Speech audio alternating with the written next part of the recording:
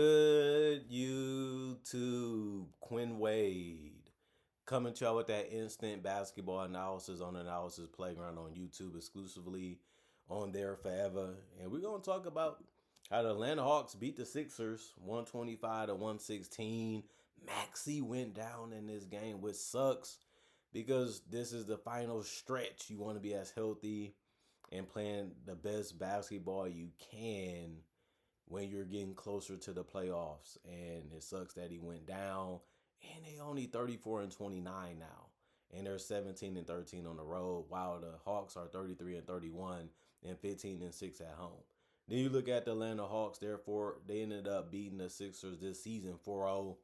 So that was really good for them to be able to win their games and actually sweep the season series. And they did a good job against them all season, and the leads that they had and won the games by show you that they actually match up well against them.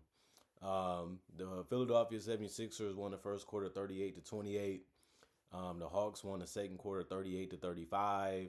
And then the Hawks won the third quarter 31 to 21, and the fourth quarter 28 to 22. They won the most important quarters, I can tell you that much, and that helped them win and close out the game. Dominic Barlow, 26 minutes, 4 points. He went 2 of 5 from the field, 1 rebound, 2 assists, 1 turnover, 1 block, 3 personal fouls, and a -5. And plus minus. Didn't do too much scoring out there, even though he did have good looks, but that's just the type of night that he ended up having for them. Bona had a similar night. He played 29 minutes. He had 4 points as well. He went 2 of 4 from the field and 0 of 2 from the free throw line. So he missed a lot of shots he should have made too. But he had 7 boards. That actually was tied with Drummond for the most in the game. But he did get a block of 3 assists in the turnover. So he did a lot of other things to help the team. 2 offensive boards out of that 7, 2 personal fouls, and a +1 and plus minus. Kelly Oubre Jr., 36 minutes, 24 points. He went 10 of 15 from the field, 3 of 5 from 3, 1 of 3 from the free throw line.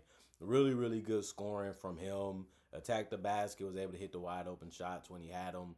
He just been a good scorer and a good glue guy for him because he also had 5 rebounds, 4 assists. The problem was he had 5 turnovers. That was the worst part of his night because it was just that good. He did have 2 steals as well, 3 offensive boards, no personal fouls, and was a -8 and plus minus. Quentin Grimes played 41 minutes. That ended up being the most on the team. He played those and had 26 points. He went 9 of 15 from the field, 3 of 8 from 3, 5 of 7 from the free throw line. He was one of their most consistent scorers in this game. And with all the guys being injured, he's going to have to step up and score really, really well for them even in the future if they're going to win without Maxey. But the thing about it is he can do it, and he has shown that throughout his NBA career.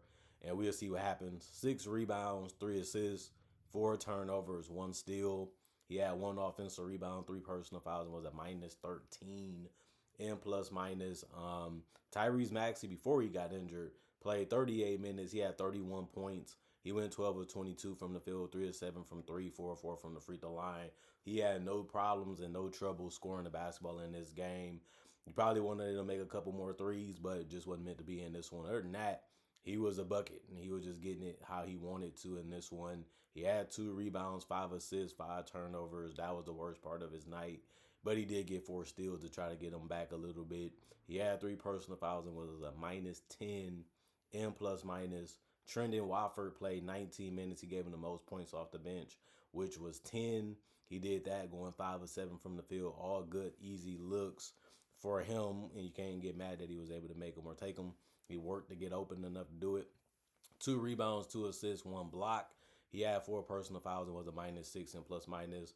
Jabari Walker played 17 minutes. He had 9 points. He went 3 of 7 from the field, 1 of 3 from the 3-point line, and 2 of 2 from the free throw line. That's how he ended up with those amount of points. And then he had 5 rebounds, 1 assist, 2 turnovers, and a steal, 1 offensive board, 1 personal foul, and was a +1 and plus minus. And Andre Drummond, he only made 1 shot tonight.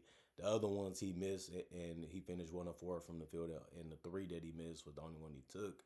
So he finished with 2 points in 19 minutes. He had 7 boards, like I said before, 1 assist, 1 turnover, 3 offensive boards, 2 personal fouls, and was a -10 and plus minus. In the campaign, 15 minutes, 6 points, 3 of 7 from the field, 0 of 2 from 3, 1 rebound, 6 assists, The 6 assists ended up being the most on the team. He also got 2 steals and a block. He did a whole lot for them tonight, but it wasn't enough to help the win, though. He still had two personal fouls with a +5 and plus minus. And you look at the Atlanta Hawks, every single person in their starting lineup scored in double figures.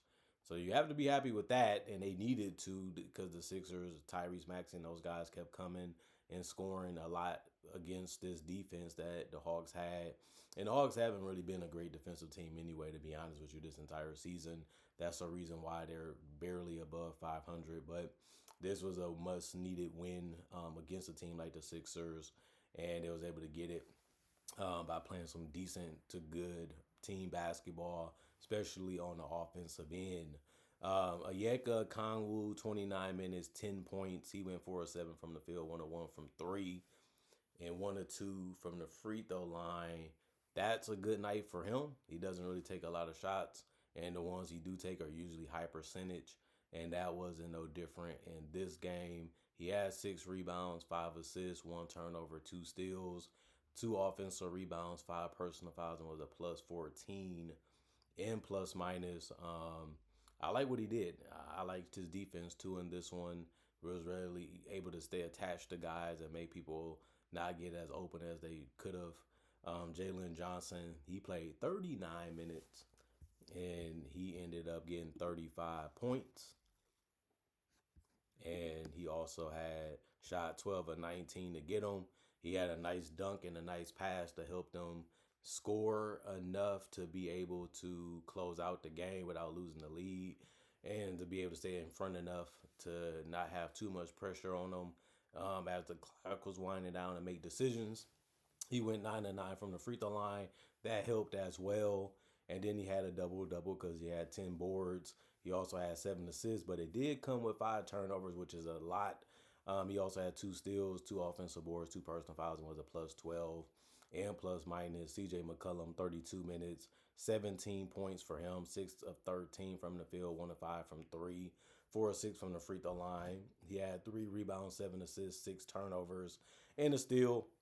He also had no personal fouls and had 1 offensive rebound, was a +19 and plus minus. His threes was wide open. He just couldn't make any tonight, but he still ended up shooting decent for a high volume scorer. You just hope that he don't turn the ball over as much as he did in this game in the next couple, because this is the final stretch to make sure you can finish the season as well as you can.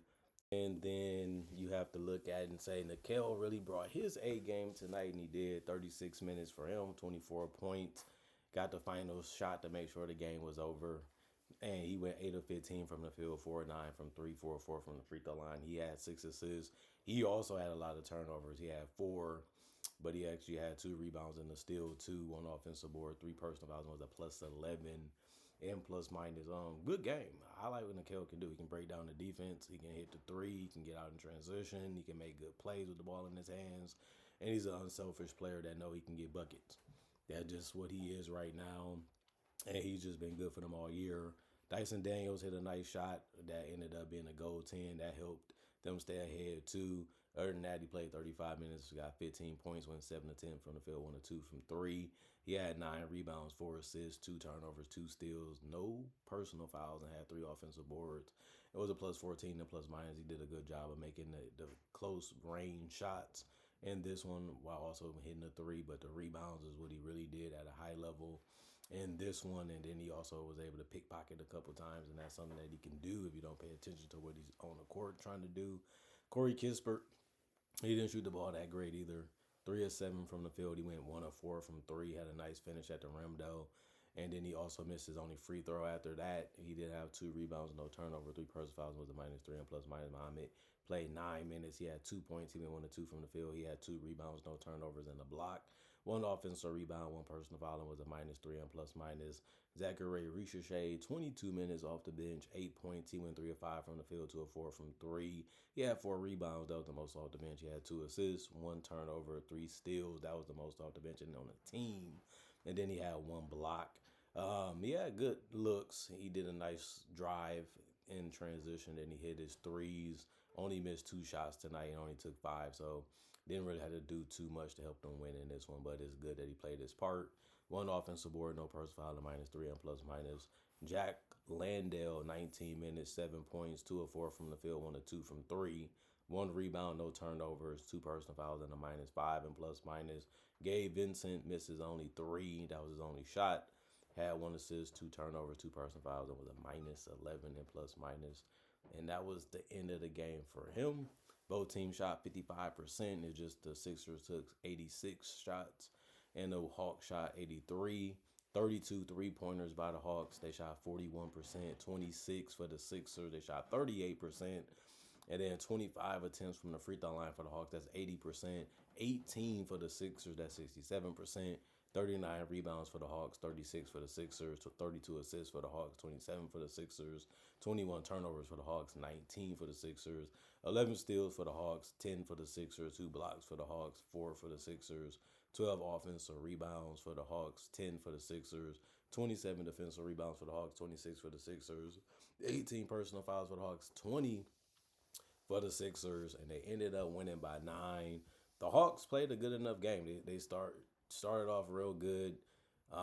They got even better as the game went on, and the Sixers, they kept up with them, but they just couldn't stop them enough. This was a game where everybody was getting what they wanted, doing what they wanted, especially on the offensive end. But the Hawks was able to do it a little bit better than the Sixers to be able to close this game out and win it, especially without no Maxey in those last couple of minutes. And it can be that way. Anything can happen. You just got to go out there and do the best you can, live with the result. And that's what they did. Both teams was able to do that. But only one team go win. And tonight, it was the Hawks' night, and they needed it just as bad as the Sixers. But only one team can get the win anyway. So comment, like, subscribe, share. Hit that notification bell to get that analysis when it first come out. Y'all stay blessed up. Y'all stay good. Peace. And I'll see y'all later today, hopefully with more analysis.